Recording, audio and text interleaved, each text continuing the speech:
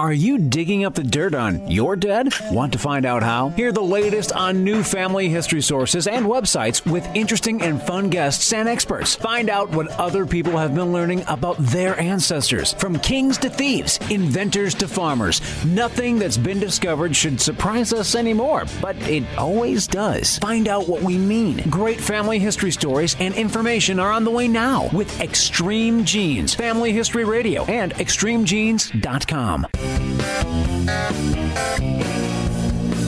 Yeah, I don't think Mother knew about this. Extreme Genes. Extreme Genes. Uncle Marvin was strangled by his own beard. Extreme Genes. Extreme Genes. Yeah, you never saw it coming.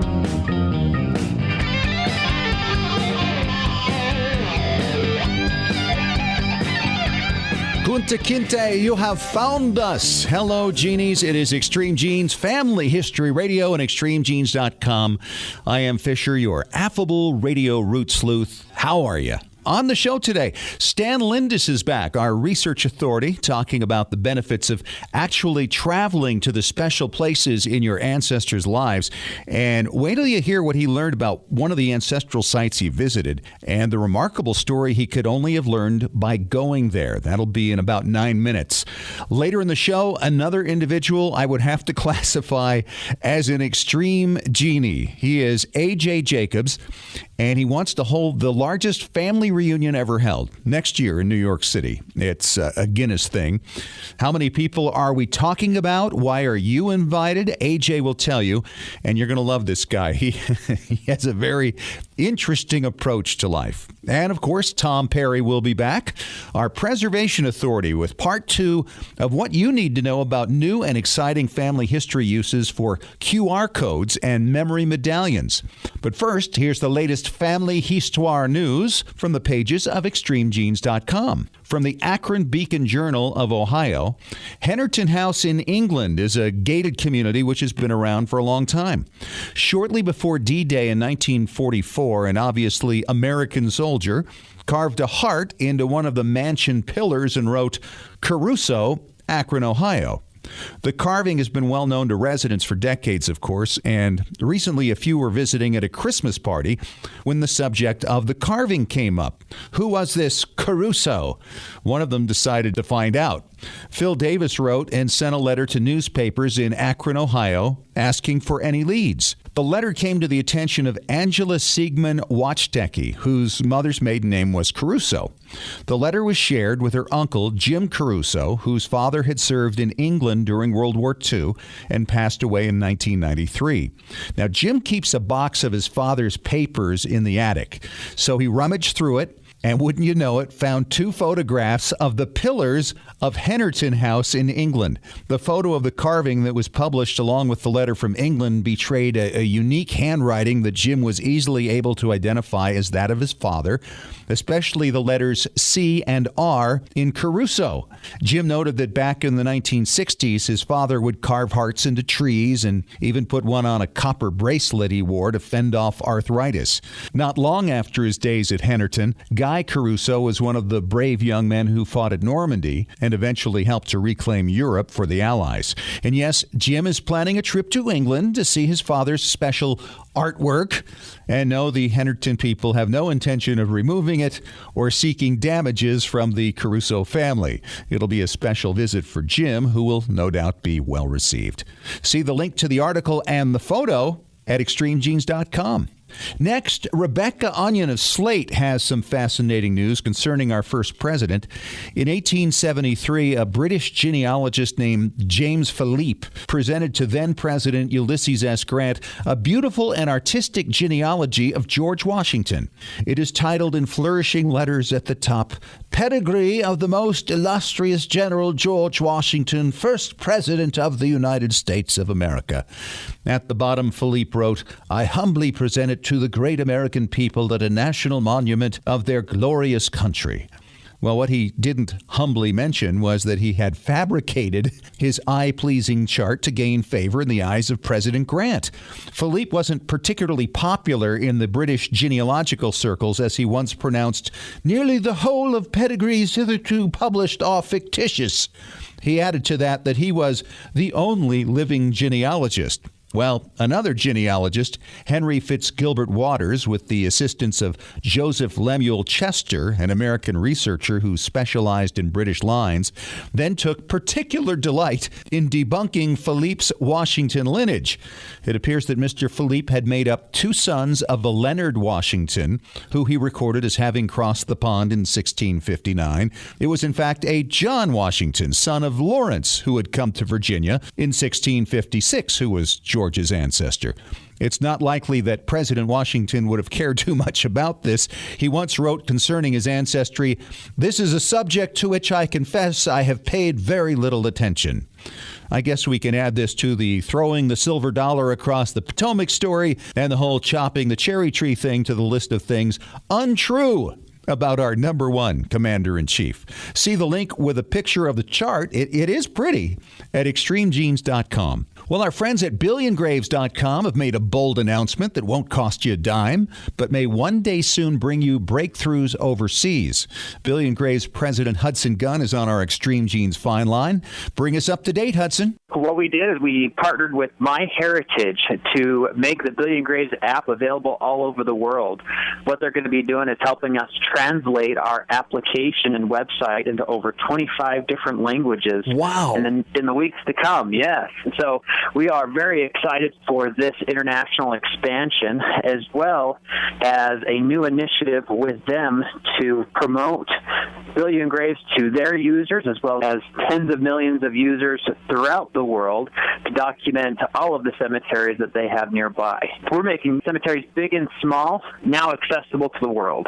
Now, this 25 language thing, at first glance, you'd go, well, of course, it doesn't matter to me if I don't speak them, but it should matter to everybody, because that means you're going to have more volunteers who speak those languages and can translate that, getting to the graves in various cemeteries of mother countries everywhere, right? Correct. That's often a big part of the headstone challenge, which is finding native speakers who can translate it the way that it was supposed to be written, and then translate it back of how we use that into our genealogy. So it's very, very important to have the native genealogists working together to help collect this information, because it just makes it that much more accurate. And then you add to it your special app. Everybody gets the GPS coordinates. You could actually go visit your ancestors' graves in all kinds of countries you never thought of before. Exactly. Amazing stuff, Hudson. Thanks for your time and congratulations. Well, thank you so much. All right. And remember, our Extreme Genes Fine Line is there for you to share your exciting discoveries, your questions, and comments with us. We'd love to hear from you. It's toll-free 1-234-56-GENES. That's 1-234-56-GENES, Genes. And on the way next, Stan Lindis, our preservation authority from heritageconsulting.com, with great discoveries from the trail and reasons for you to pay visits to your special ancestral locations. You're going to like this. On Extreme Genes, Family History Radio, at extremegenes.com.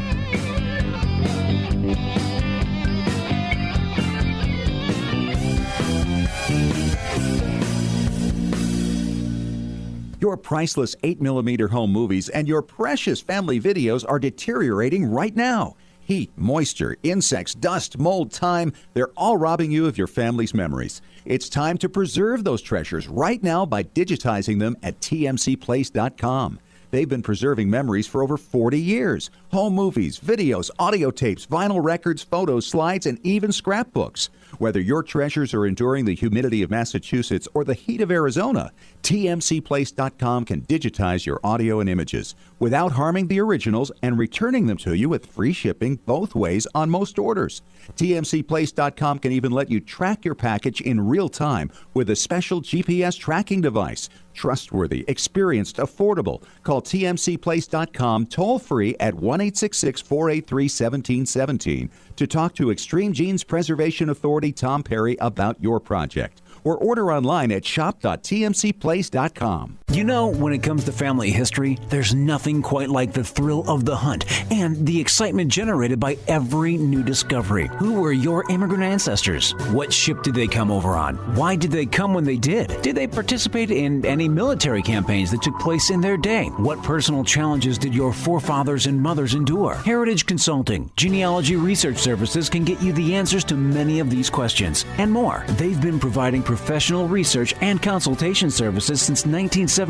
Call toll-free 1-877-537-2000 to speak directly to a professional family history researcher. Heritage Consulting can research, collect, analyze, and interpret the countless documents your ancestors generated throughout their lives and present the findings to you in an attractive book or in an electronic format. The cost? Far less than you'd expect for far more than you can imagine. 877-537-2000 or go to heritageconsulting.com.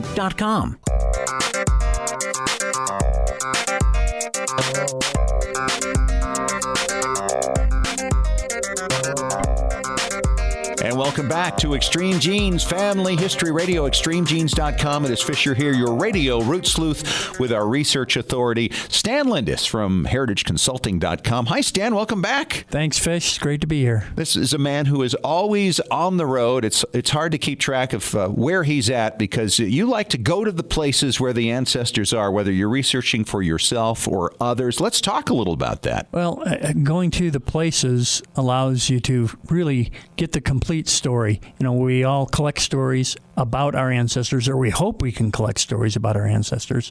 And by going there, you can learn the feeling that they had. Well, let me give you a great example. A few years ago, my wife and I took a road trip all over the United States. I have an ancestor by the name of Joseph S. Preston, who was born in New York and served from Michigan in the Civil War on the Union side, and he was captured at Petersburg. To quote him, he was mashed in the back with a rebel musket, which made it so that he couldn't get up and run. And so they caught him, put him in a prison camp, and then put him on a train to Andersonville, Georgia. Oh, boy. The hellhole of all of the Civil War prison camps. You look at pictures of some of these guys when they come out of Andersonville, and it looks like fellows that were in Auschwitz. Yeah, I read where, in fact, one of my wife's ancestors was in Libby prison, which was very similar. Yes. And they would pick the corn out of the horse manure that was in there to survive. Well, not only that, but they were so infested with fleas and other mites that they would pick the fleas off of one another in the morning, and they would fill a coffee can, and then they would cook the fleas. So this guy was in there, and life expectancy once you went into the prison camp was about 3 months. Now, wasn't the commandant of this camp, wasn't he held for war crimes later, as I recall? He was the only man who was executed for war crimes. Captain Wirtz. At any rate, so my wife and I go on this trip, and we're visiting various historical sites and family homesteads and such. We go to Andersonville, and it's very stirring to be there. The whole field is open. They have reconstructed from pictures and excavation the gates at Andersonville. We walked all the way around this facility, and it's a very large area. And the closer I came to the gate, my guts just started churning. We walked through the gate into the compound, and I was just moved to tears to think about the thoughts that these men had as they were walking through, and many of them were never going to walk through that gate again, making their exit. Now, my ancestor, interestingly enough, there's a grave there for him. However, he lived for another 40 years. Did he want his body back with his colleagues? How did that work? No. How it worked was this, is that the Confederacy, being desperate for resources, would make agreements with foreign powers. Let's say the Polish government. And Captain Wirtz would announce on Monday that next Thursday that all Polish-born Union soldiers were going to be paroled so that the Confederacy could curry favor from the Polish government. And so, in the meantime, every morning, these men were in squads, and they had streets laid out in this compound. And the men would take turns every morning going out and patrolling the streets, looking for individuals who had died that they might scavenge off of them anything of any value to preserve their lives. And if it's so happened that the man that they found dead in the street was of Polish ancestry, then they would take his name and give it to the sickest man in the squad, and he would be paroled as though he were the man who was dead in the street, and the man dead in the street would be buried with the name of the man who was then paroled. Reading diaries of some of these men, that happened about the same time that my guy was paroled and showed up in a Union hospital in Virginia. So you're telling me then that there's a grave with your ancestor's name on it because your ancestor gave his ID to this person to take the other person's? Yes, they basically traded It was a trade. names. Okay. And the Polish guy was buried with Joseph S. Preston's name. And Joseph walked out using the Polish name. I have no idea what that Polish name was. Wow. But there it is. But what a story to come upon in researching your people and being there. That portion of the story didn't just come upon. It took me years of digging in, and that's the most plausible explanation I have at this point based on diaries and other accounts of men who were in the compound at the time. As to why that would be. Yes, Yeah. exactly. Wow. Exactly. That's great. It's a tremendous thing to go and to be where they were. I have another ancestor for whom I had worked for years, and I'm still working, trying to find out who the daddy is. And this man's name is Thomas Pyle, and he lived in Kent County, England, in a small village called Bethersden. Went over there this spring. In 1839, there's a tithe map. In other words, the church wanted money from everyone, and they drew a map, a very detailed map of every building in the parish. And they are numbered, and Thomas Pyle is listed on there. And then in the 1841 census, he's living on a farm called Snowed Hill. And I had made arrangements to stay in a bed and breakfast near Bethersden. For some reason, I got a feeling like I shouldn't stay there. And I got online and looked, and the only thing that would pop up was the bed and breakfast at Snowed Hill Cottage. Oh. I thought, this is a no-brainer, you know. I canceled my reservation at the other place, and we went there and stayed, and it was the house that he lived in. And you got to stay there? Yeah. Yeah. As a matter of fact, the house was built using timbers from retired sailing ships. The house was built in 1450, so you can imagine that the timbers that I'm looking at in the wall and in the ceiling were cut and trimmed, who knows, in the early 1300s. Yes. Just mind-boggling. Their homes over there, some of them that they live in, make our old houses in the U.S. look like new builds. That's absolutely true. Our historic treasures are new builds. I did that in the village of Yarm, which is this little place along the Tees River, and that's where the Fishers came from, and found out that my fifth great had his butcher shop and the home in what is now a pub. So we could go in the pub, toast the ghosts, and go upstairs. We got invited upstairs to see the living quarters and to be there. And there is a different feeling when you're actually in the place that your people lived and worked and died sometimes. Now, he may have slept quite soundly there. Yes. But the first night I was there, my mind was racing. I couldn't sleep for beans. The stories about him coming to America, he immigrated in 1841, right after the census, went directly to Ohio, was living there, and I have found a description. He was one of the first settlers in the county, and there's a very, very detailed description of his cabin, which was about the size of two of the bedrooms in the house that he left in England. Wow. And his wife, as a matter of fact, she went kind of nutso because of the step down in society and in living conditions from that which she had in England to that which she had in Ohio with all the Indians around. And that would be an adjustment. Well, I don't think she adjusted it. I think it killed her. So. Wow. How old was she when she passed? About 32. Yes. Yeah. It sure sounds like it. She went off the deep end and was lamenting about needing to go home and having no way to get there. So tell me this. For people who are interested in going to some of the places that they've been researching, any special tips that people should be aware of and keep in mind? Oh, yeah, you can always contact me at Heritage Consulting, and we'll help you. But you can do things yourself. There's so many resources available online. First, you need to pinpoint the location of the residence. And heaven's sakes, you can get on Google Earth for many of these places. Yes. And look at them. And street level. Yes, at street level. I did that with this house in Betherston and knew it when we got there, which is nice because you don't know where you're driving. For one thing, you're on the wrong side of the road, but there are directories that will give you exact addresses for most people. Of course, the censuses. We can go back to the tithe maps in England. There are things that you can do in Scandinavia. They have in Norway things called bygdebooks, which are farm books. Bygdebooks, yes. And they detail the history of the farm itself, and they have fabulous maps.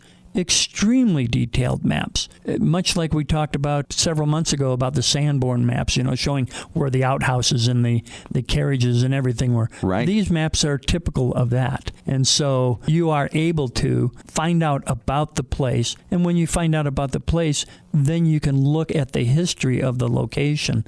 And oftentimes you'll find references to your ancestor. It's a great, great way of becoming more intimately acquainted with and understanding, as an old Polynesian friend of mine used to say, the how come why. Love that. Yeah. How come why? Why did they move from here to there? What was going on in their lives? Understanding the society and getting a great feel for the geography on an intimate level. Great tips, Stan. Yeah. Thanks so much for joining us, and we'll see you again soon. Thanks, Fish. Stan Lind is from heritageconsulting.com. And coming up next, he's trying to assemble the largest family reunion in the history of the world. This guy is another extreme genie. A.J. Jacobs from New York City coming up next on Extreme Genes, Family History Radio, and extremegenes.com.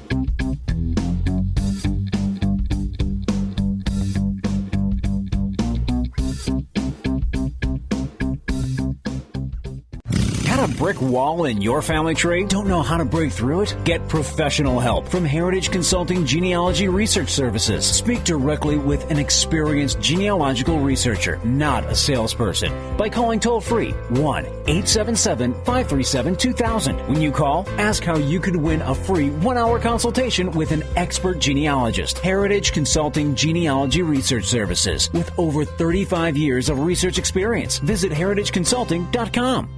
Did you know your family's memories are being destroyed a little at a time every day? It's true. Old home movies, slides, photos, and audio recordings fade over time. The longer you delay the digitizing of these priceless artifacts, the more likely it is they'll be gone one day. That's why you need to call the Multimedia Center. I brought in VHS videotape and had them transferred to DVD. The Multimedia Center, 2870 East, 3300 South, Salt Lake City. Open Monday through Friday, 10 to 6. Call 801-483-1717 or go to transferduplication.com.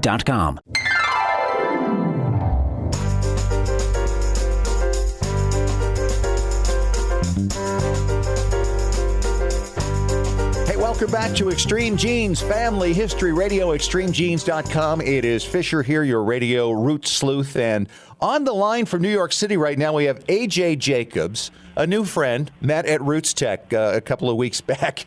And A.J. has kind of a different idea. How are you, A.J.? Good to have you on.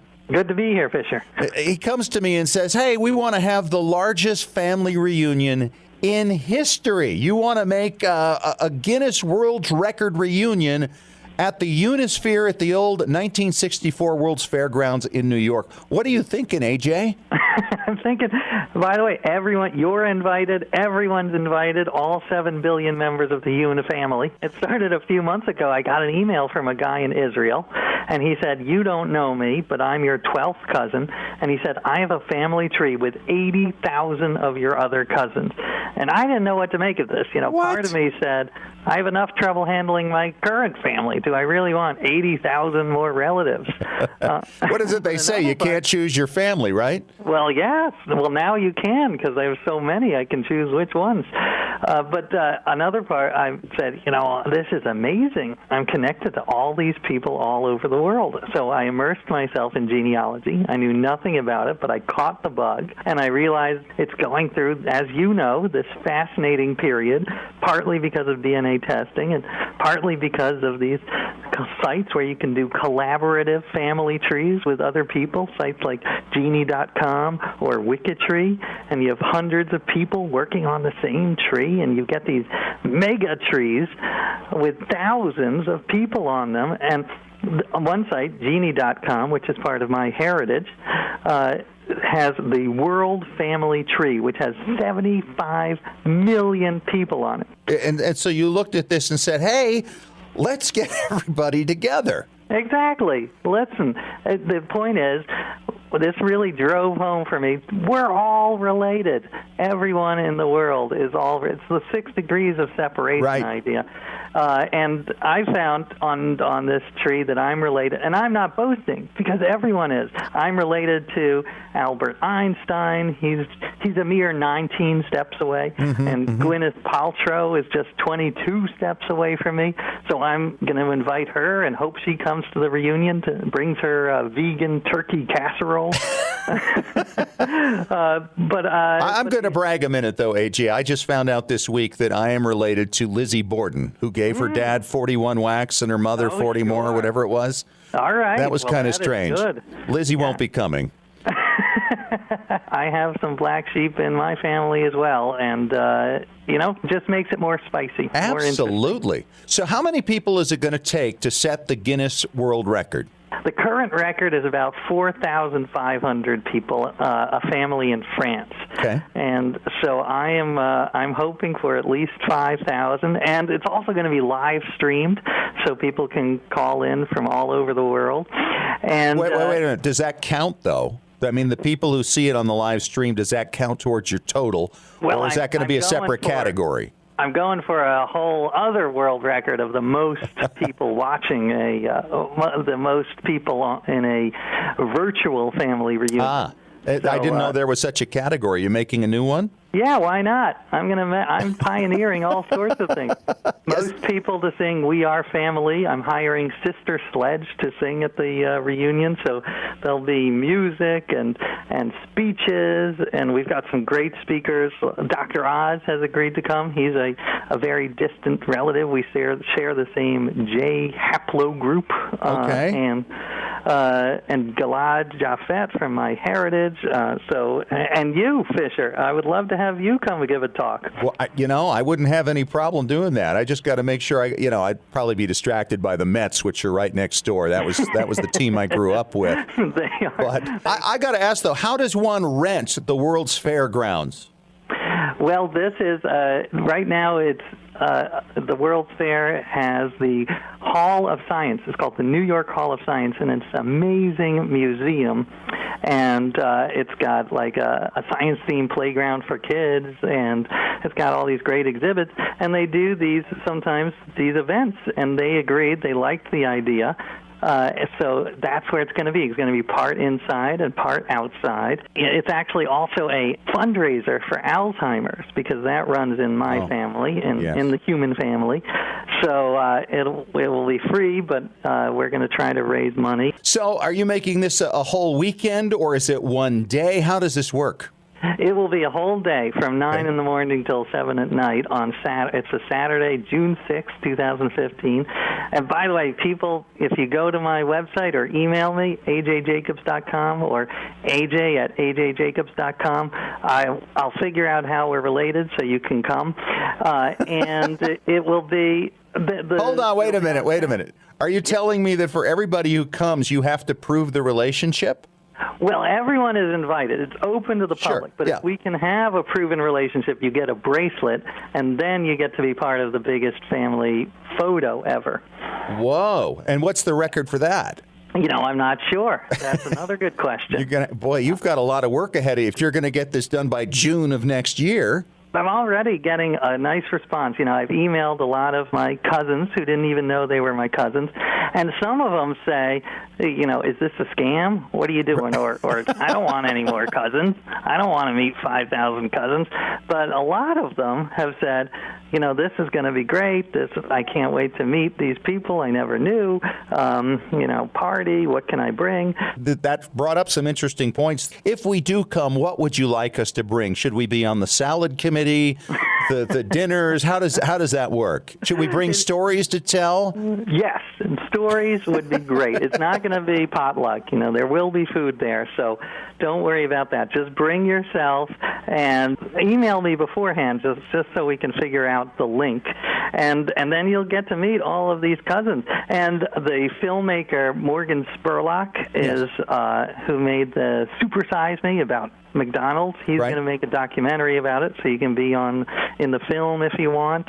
Yeah, I am just super excited to meet all of my cousins who I've never met. Now, I got to ask you, AJ, what do you do for a living? Well, partly this. I'm writing a book about this, and so that's where I'm able to, use part of my book advance to fund the reunion. And I've written several other books. I sort of take on these big projects, self-improvement projects. I did one where I read the entire Encyclopedia Britannica from A to Z to try to learn everything in the world. And I did another where I tried to live by all the rules of the Bible for a year, so the Ten Commandments. What was the hardest one? Well, there were a couple hard ones. I mean, first there's the Bible says you cannot gossip or lie or covet, and I'm a journalist in New York City, so that's pretty much my life. Right, lying, yes. Lying and gossiping and coveting. So that was a big challenge.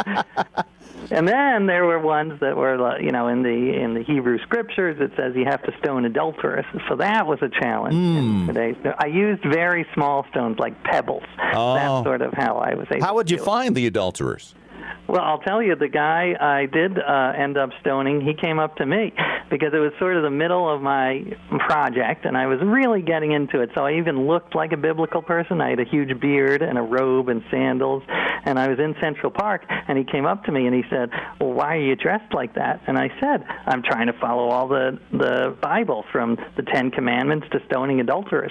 And he says, well, I'm an adulterer. Are you going to stone me? And I said, well, yeah, that would be great. Thank you for the offer. And I took out a handful of stones. I'd been carrying stones around waiting for this moment. And as I mentioned, they were very small stones. And he was very aggressive. He grabbed the stones out of my hand and threw them at my face. So I thought, well, the Bible does say an eye for an eye. So I tossed one back at him. So that's how I checked that off my list. Wow. And you wrote a book on that. Yes, exactly. You are an interesting person, AJ. I hope this thing goes the way you plan, because, family reunions don't always go so smoothly. No, it could be a disaster. It could be awful. The fun of it. Could be terrible. And by the way, I do not want to be on the hotel committee for this, trying to get rooming for everybody. Okay? You got it. All right. He's AJ Jacobs. He's putting together the biggest family reunion in the world for June of 2015 in New York City. And to get in touch with you once again, AJ, to be a part of this, where do they go? Either my website, which is ajjacobs.com, or just email me directly at aj@ajjacobs.com. He's at least the most interesting man in New York City. Thanks for coming on, AJ. Thank you, Fisher. Loved it. And coming up next, Tom Perry is back, our preservation authority from tmcplace.com, with more great information on how to make sure the heirlooms you've been given are still around for generations on end. On Extreme Genes, Family History Radio, and extremegenes.com.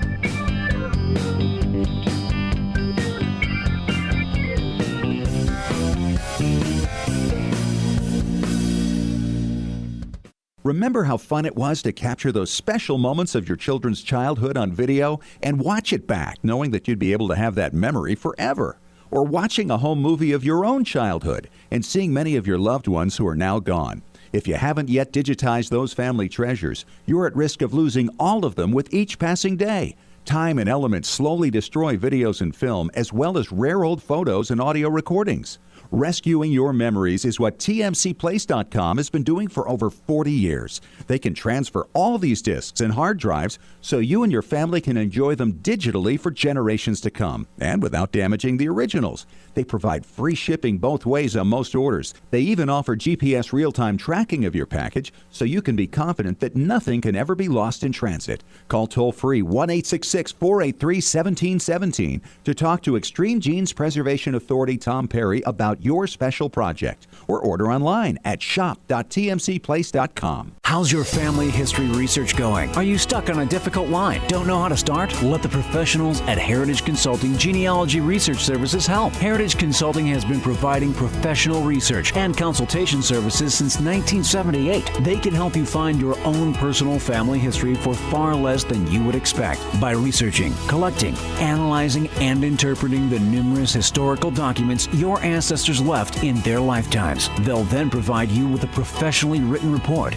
in book or electronic form that you and your family can enjoy for literally generations. Knowledge of your ancestors forges stronger ties within your family and helps children better appreciate who they are within the context of your family history. Call Heritage Consulting Genealogy Research Services right now. The call is free. Dial 1-877-537-2000. That's 1-877-537-2000. You'll speak directly to an expert genealogist. Find out more at heritageconsulting.com.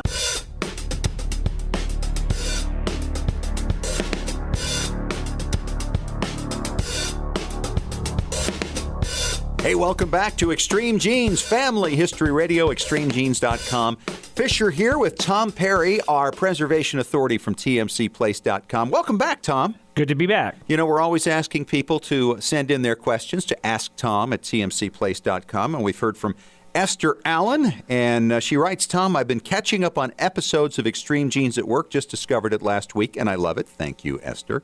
I've been helping my dad reminisce into a digital recorder, but I've realized that it has no cables or other equipment that will let the tracks download easily into WAV files or other computer-friendly formats. I'd love to save Dad's voice, especially since he has a very distinctive voice and storytelling style.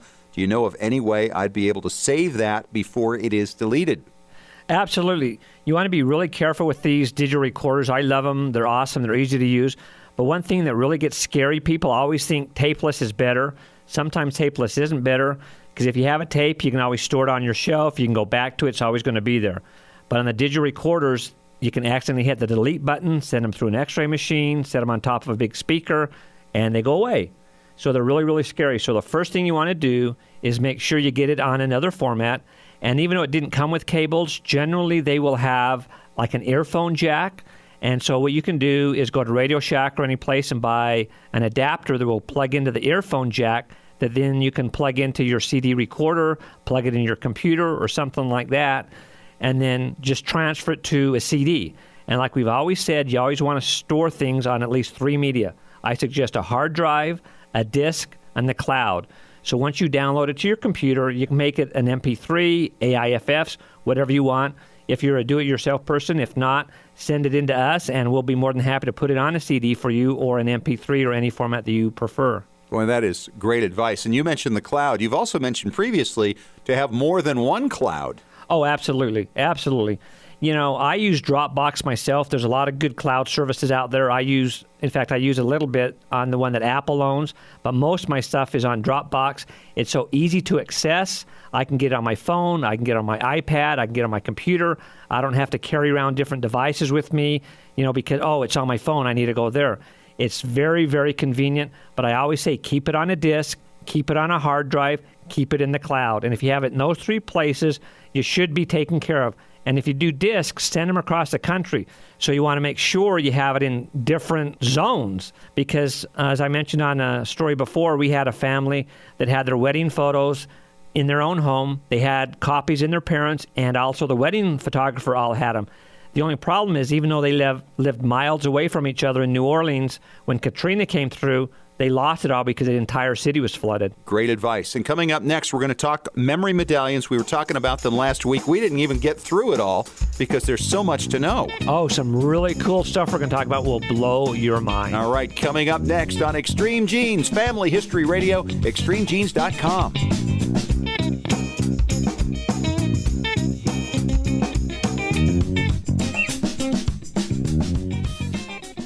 What's in your family's old trunk? Antique photos, cassette recordings, wire recordings, old records, home movies, videos from the 80s and 90s? To hear them and see them again, often restored to unbelievably realistic colors, you need to take them all to the Multimedia Center. We brought in a video project to the Multimedia Center, and overnight, they duplicated it to DVD so we could meet our deadline. The Multimedia Center, 2870 East, 3300 South, Salt Lake City. Open Monday through Friday, 10 to 6. Call 801-483-1717 or go to transferduplication.com. And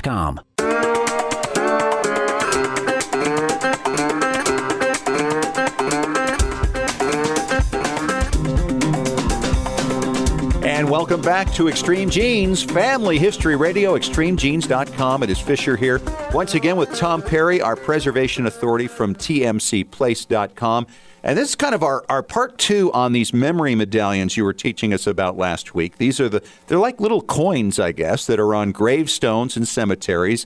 And they work like QR codes with your smartphone, and you can find out about people who are buried as you come across them. Exactly. It's just a little square code. It almost looks like somebody scribbled on it, but you shoot it with your smartphone and it'll bring up all kinds of information. And the memory medallion, which you were mentioning, that's on headstones, there's other uses for this as well. Plus, they have a little one that you can wear on your wrist. It's like a bracelet or a locket. So if you're in an accident and EMT has his smartphone, which they do, they carry those, they can actually shoot that memory medallion. And based on what you want to be there, you could have your x-rays. You could say you have an artificial heart. You have a replaced knee. Any information you want on that would be immediately available to not only the EMT that's training you, but to the hospital that you're going to. So when you get there, they'll know, oh, he's had a heart implant. He has internal hearing aids, whatever, that's going to help the medical people treat you better and safer. So the memory medallion people make these? It's a bracelet that you just wear on your wrist, or they also have lockets. And it has a QR code built right into it, and you are in charge of the information, like I mentioned, so there's not stuff on there that you don't want. You put the stuff on there that you want, whether it's your x-rays, medical information, whatever, so it's immediately accessible to the medical providers, whether it's the EMT or the hospital. Boy, those few minutes saved could save a lot of lives. Oh, absolutely. The question is, though, are these EMTs around the country all familiar with this? Are they trained to know or to look for these things already? I'm not sure if they are actually trained. Most of these guys are pretty smart, and a lot of these guys are younger that grew up on this kind of technology. So if they saw that, I'm sure they would pull it out and say, hey, this is interesting, let me shoot it. And I'm sure as they become more and more popular, they will probably be part of their training to know to look for those things, because my father was allergic to penicillin, for instance, and he had a little... I am too. Yeah, had a little medical alert thing, and all it said was penicillin. Didn't say, is it moxicillin or just penicillin? What all is he allergic to? With this, they shoot it, anything you want to come up there. Who you need to contact, your next of kin, if it's a really bad accident. If you've even decided that you want to donate your organs, that can be contained in there. You can actually put a photo of the card that you've signed. It's unlimited, the amount of information you can put on these things. Because it connects back to a website, just like the memory medallions at the cemeteries. Exactly. As long as there's Wi-Fi or internet, so if somebody has a cell phone, pretty much it's a given that they can connect to it, and it could save lives, many lives. All right, what else do you have? Okay, some other uses for these are really incredible. In fact, over in Iraq, where the troops are fighting, they have a QR code like a memory medallion on the tanks, but they're actually encrypted, so not just anybody with a smartphone can read it. You have to have an encrypted one. So for instance, the guy that works on the tank gets killed in battle, the guy that's next in line can take his phone with the special information in it, shoot that QR code, and it brings up the schematics of the tank. So he can go and fix it. I have seen places that are tourist attractions that are open like from 8 a.m. to 9 p.m. And say you're driving through at 3 o'clock in the morning, but you want to take a self-guided tour, you pull out your smartphone and you go and click on all the different houses or whatever there happens to be, and it'll go in and say, okay, this used to be, Thomas Jefferson's house. He lived here, and then, he moved. He did these kind of things. and you can take a self-guided tour right through that place. I'd love to see these on baseball players' uniforms. I can snap the picture, get their stats in my smartphone right there as I watch the game. This is good stuff, Tom. That is totally doable. They could put it on the back of their uniform, and you in the stands could zoom in with your phone, scan it, and it would bring up their stats. You heard it here first. He's Tom Perry from TMCplace.com, our preservation authority. That's it for this week. Thanks so much to A.J. Jacobs for joining us on the show. Good luck, A.J., with the world's largest family reunion. Stan Lindis with some great research advice as well about going to your ancestors' locations. We'll talk to you again next week, and thanks for joining us. And remember, as far as everyone knows, we're a nice, normal family.